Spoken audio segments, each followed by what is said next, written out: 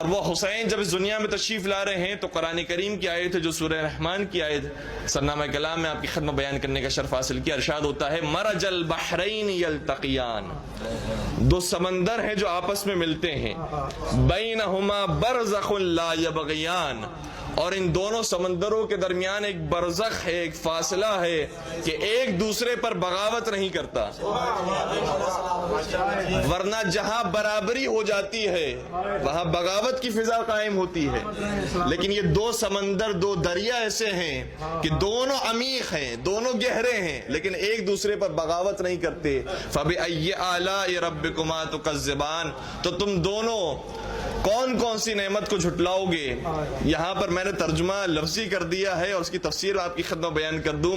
فَبِأَيِّ آلَاءِ رَبِّكُمَا تُكَذِّبَانِ، یا تُكَذِّبَانِ تثنیہ کا صیغہ ہے، تو تم دونوں کون کون سی اللہ کی نعمتوں کو جھٹلاؤ گے.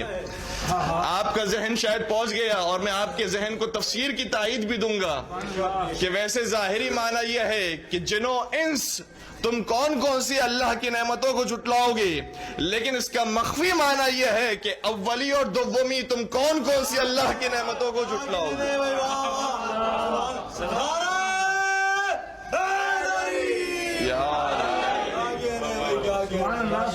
اور پھر آگے لفظ یہ ہے کہ یخرج منہم اللؤلؤ والمرجان، یہ جب دونوں ملتے ہیں تو ان میں سے جو چیز نکلتی ہے وہ یا لؤلؤ ہوتا ہے یا وہ مرجان ہوتا ہے، یا وہ سبز رنگ کا پتھر ہوتا ہے یا سرخ رنگ کا پتھر ہوتا ہے. اور جب اس کی تفسیر میں ہم نے دیکھا تو پتا چلا کہ پیغمبر گرامی اسلام نے، ائمہ اصحاب السلام نے بیان کیا کہ وہ جو دو سمندر جو عمیق ترین سمندر ہیں اور آپس میں ملتے ہیں لیکن ایک دوسرے پر بغاوت نہیں کرتے، وہ علی مرتضی اور فاطمہ زہرا.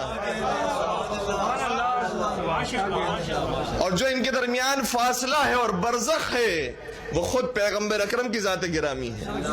اور پھر جب یہ دونوں سمندر ملتے ہیں تو جو ان سے چیز خارج ہوتی ہے وہ حسن مشتبہ ہے اور سرکار سید الشہداء. تو سرکار سید الشہداء وہ ہیں کہ جن کی ولادت کا ذکر بھی قرآن میں موجود ہے. ورنہ آپ دیکھ لیجئے آیہ تطہیر میں سرکار سید الشہداء، آیہ مباہلہ میں سرکار سید الشہداء، آیہ مودت میں سرکار سید الشہداء، سورہ دہر میں سرکار سید الشہداء، سورہ کوثر میں سرکار سید الشہداء. بہت آسانی سے آپ سنتے جا رہے ہیں اور میں لفظوں کے اندر آپ کی خدمت میں اشارتاً قرآن کریم کی آیتیں بیان کرتا جا رہا ہوں. لیکن اگر آپ کو ایک آیہ کریمہ کی اہمیت جاننا ہو تو اتنا سمجھ لیجئے کہ ایک آیت نازل کروانے کے لیے کسی نے حالت رکوع میں 40 مرتبہ زکوٰۃ دی تھی.